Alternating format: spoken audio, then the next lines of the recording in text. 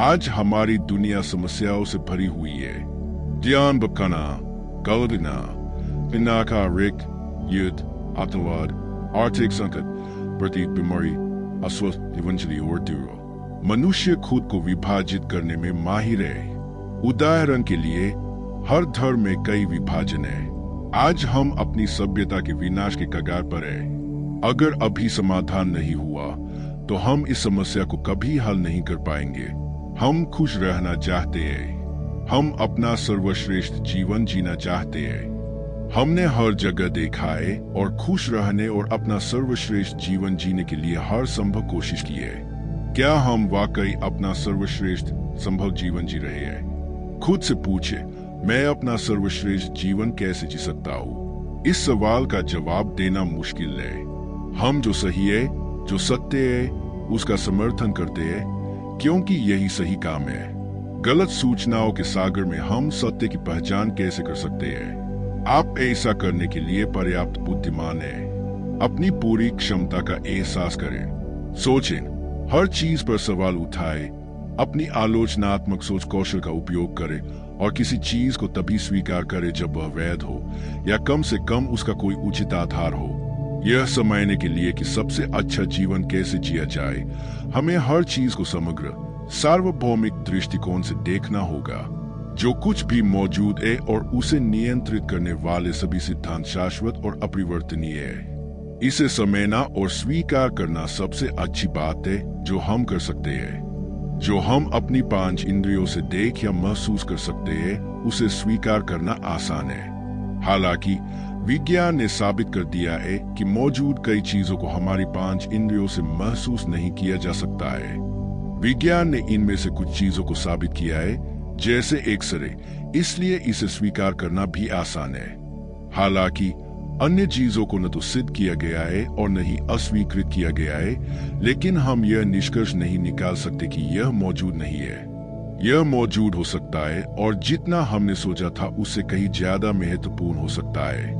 ईश्वर और आध्यात्मिकता का विचार इसी श्रेणी में आता है, इसलिए यह विश्वास का विषय है। विज्ञान में हाल ही में हुई प्रगति, विशेष रूप से क्वांटम भौतिकी, ब्रह्मांड का बहुत छोटे और बहुत बड़े भौतिक पैमाने पर अध्ययन करती है। क्वांटम भौतिकी ने साबित कर दिया है कि ब्रह्मांड वैसा नहीं है जैसा हमने सोचा था। सब कुछ ऊर्जा है। कोई भी वस्तु कितनी भी ठोस क्यों न हो, अगर आप सबसे छोटे पैमाने पर जूम इन करते हैं तो यह ज्यादातर ऊर्जा की तरंगों के साथ खाली जगह होती है। साथ ही सब कुछ एक दूसरे से जुड़ा हुआ है और सब कुछ तुरंत एक दूसरे को प्रभावित कर सकता है, भले ही दोनों वस्तुएं ब्रह्मांड के विपरीत छोर पर हो। यह बिना किसी देरी के होता है। हमने सोचा कि प्रकाश की गति सबसे तेज है, लेकिन यह तात्कालिक क्रिया है। हम सभी अदृश्य तारों से हर चीज और एक दूसरे से जुड़े हुए हैं। अब आधुनिक विज्ञान बताता है कि ब्रह्मांड में सब कुछ अलग अलग हद तक सचेत और जागरूक है। यहाँ तक कि विज्ञान ने भी साबित कर दिया है कि ब्रह्मांड एक भ्रम है। क्वांटम भौतिकी भौतिक आयाम और आध्यात्मिक आयाम के बीच एक पुल है जो पहले से मौजूद है। हम में से ज्यादातर ने इसे महसूस नहीं किया है। यही कारण है कि इतने सारे वैज्ञानिक, विशेष रूप से क्वांटम भौतिक विज्ञानी, आध्यात्मिकता या ईश्वर में विश्वास करते हैं। आध्यात्मिकता अब सिर्फ विश्वास का विषय नहीं रह गई है, आध्यात्मिकता वास्तविकता है। चाहे हम इसे स्वीकार करें या न करें, आध्यात्मिकता हर चीज का शाश्वत आधार है। गुरुत्वाकर्षण की तरह आध्यात्मिकता के नियम सार्वभौमिक है और हर चीज पर लागू होते हैं, जिसमें हम भी शामिल हैं, चाहे हमारा धर्म कोई भी हो या हम नास्तिक हों। और विज्ञान में हाल ही में हुई प्रगति ने इसे स्वीकार करना आसान बना दिया है। इस आध्यात्मिक विज्ञान के आधार पर यह केवल समझ में आता है कि हम सभी के पास अभी ऊर्जा और हर चीज का एक ही अंतिम स्रोत है, जिसे हम ईश्वर कहते हैं। जैसे सूरज सभी के लिए चमकता है, वैसे ही ईश्वर सभी के लिए है। अंतिम स्रोत या एकवचन ईश्वर आकारहीन, निराकार, लिंग रहित, अनंत रूप से सचेत और अनंत रूप से शक्तिशाली है। ईश्वर की ऊर्जा से साबुन के बुलबुले की तरह अनंत मायावी ब्रह्मांड बनाए और नष्ट किए जा सकते हैं। सब कुछ ईश्वर के भीतर मौजूद है, इसलिए ईश्वर प्रत्येक ब्रह्मांड के अंदर और बाहर है। ऊर्जा और अस्तित्व के कई आयाम हैं। प्रत्येक ब्रह्मांड के भीतर ऊर्जा की मात्रा निश्चित है, इसलिए ऊष्मागतिकी के भौतिक नियम और अन्य सभी वैज्ञानिक नियम जिनके बारे में हम जानते हैं वे अभी भी मान्य हैं। ईश्वर अपनी चेतना को एकवचन रूप में ब्रह्मांड में इंजेक्ट करते हैं और हम इसे आत्मा कहते हैं। ईश्वर में अनंत चेतनाएं और आत्मा में एकवचन चेतनाएं। इस तरह हम सभी ईश्वर की संतान हैं। आत्मा का कोई लिंग नहीं होता। आत्मा एक शरीर से दूसरे शरीर में जाती है और कई जन्मों और मृत्युओं से गुजरती है। भौतिक शरीर आत्मा का अस्थायी निवास है, लेकिन आत्मा अविनाशी है। मनुष्य बनने से पहले आत्मा बैक्टीरिया, पौधे और जानवरों सहित जीवन के सभी रूपों से गुजरती है। आत्मा के अच्छे या बुरे कर्मों के आधार पर उसे अगला जीवन दिया जाता है, जो पिछले जीवन से बेहतर या बुरा हो सकता है। आत्मा किसी भी लिंग में जन्म ले सकती है। आत्मा का अंतिम लक्ष्य जन्म और मृत्यु के चक्र से पार पाना और बचना है और भगवान के साथ फिर से जुड़ना है, और आत्मा मानव शरीर के माध्यम से ऐसा करने में सबसे अधिक सक्षम है। ऐसा इसलिए है क्योंकि मानव शरीर एक जटिल साधन है जिसमें आध्यात्मिक रूप से भगवान से जुड़ने की सबसे अधिक क्षमता है। इसलिए अपनी पूरी आध्यात्मिक क्षमता का एहसास करना और इस छोटे से मानव जीवन को बेहतरीन तरीके से जीना महत्वपूर्ण है। आत्मा का जन्म और मृत्यु के चक्र से मुक्त होना और ईश्वर से मिलन होना वैसा ही है जैसे बारिश की बूंद समुद्र में गिरती है और समुद्र बन जाती है। बारिश की बूंद और समुद्र अब एक ही है। इसी तरह आत्मा को अपनी पहचान और अहंकार खोना चाहिए और ईश्वर में विलीन हो जाना चाहिए। तब आत्मा या चेतना परम और स्थायी आनंद की स्थिति में होती है, जो स्थान, समय और इस दुनिया या किसी भी स्वर्ग द्वारा दी जाने वाली किसी भी चीज से परे होती है।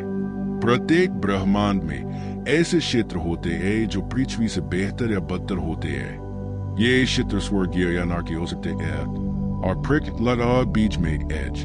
उच्चतम स्वर्ग में भी भले ही वह पृथ्वी से अधिक सुखद हो, यह स्थान, समय, भ्रम, अज्ञानता, भौतिकवाद, भौतिक शरीर, अहंकार, जन्म और मृत्यु से बंधा हुआ है। स्वर्ग भी स्थायी या असीम रूप से आनंद में नहीं है, क्योंकि यह अभी भी इस भ्रामक और अस्थायी ब्रह्मांड का एक हिस्सा है। इसलिए आत्मा की पूर्ण मुक्ति सर्वोच्च लक्ष्य है। इस सर्वोच्च लक्ष्य को प्राप्त करने के लिए हमें इस सार्वभौमिक और शाश्वत आध्यात्मिक विज्ञान को समझना और उसके अनुसार जीना चाहिए।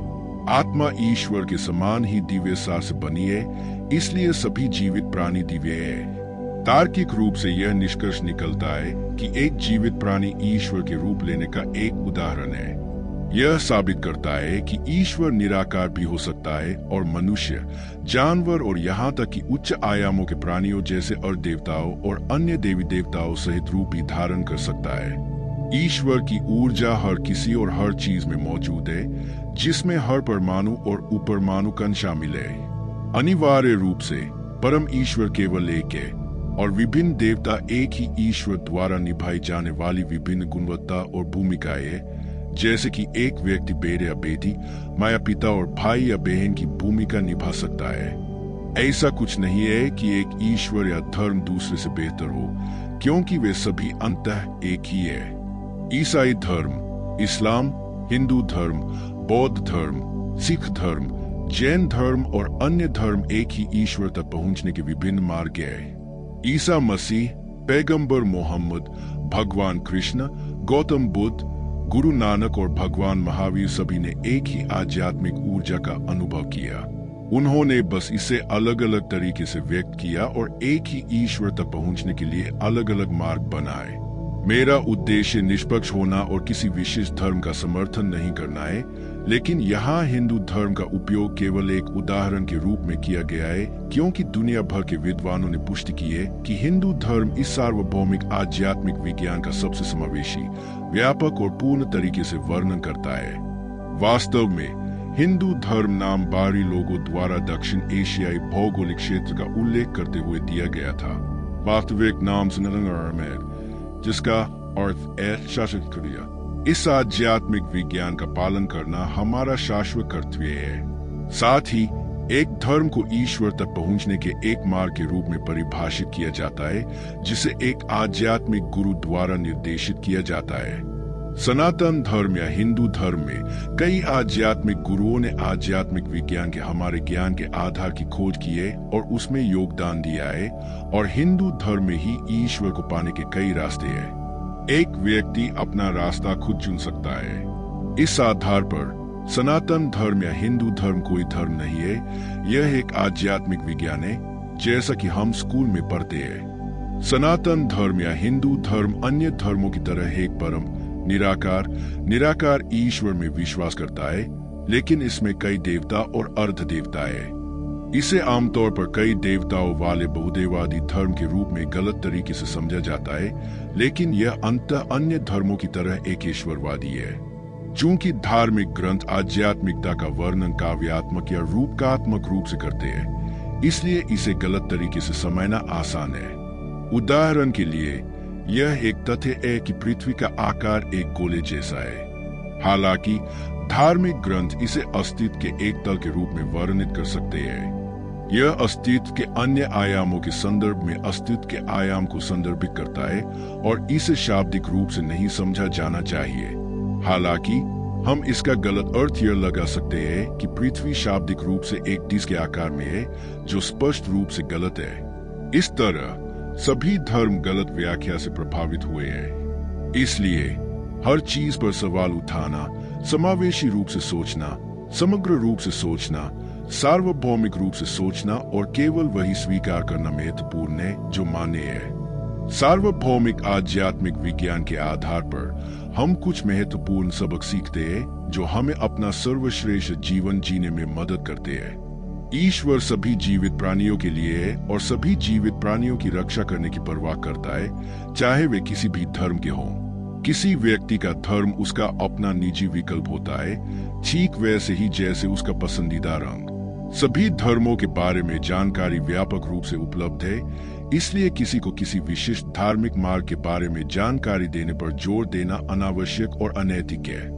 इसलिए धर्म के नाम पर क्षेत्रों पर विजय प्राप्त करना और किसी को दूसरे धर्म में परिवर्तित होने के लिए मजबूर करना गलत है। लोगों को दूसरे धर्म में परिवर्तित करने के इरादे से किसी विशिष्ट धर्म का विज्ञापन या प्रचार करना गलत है, भले ही यह सौम्य तरीके से या मौद्रिक या अन्य भौतिक प्रोत्साहन देकर किया गया हो। हमारे कर्म, अच्छे या बुरे, जिसमें यह भी शामिल है कि जब कोई व्यक्ति किसी अन्य जीवित प्राणी को किसी भी तरह से नुकसान पहुंचाता है, अंततः हमारे पास वापस आते हैं और हम अपने कर्म का फल भोगते हैं। यह कर्म का नियम है। इसलिए चाहे स्थिति कितनी भी खराब क्यों न हो, वही करे जो सही है, और जो सही है उसे करने में संतुष्टि महसूस करें।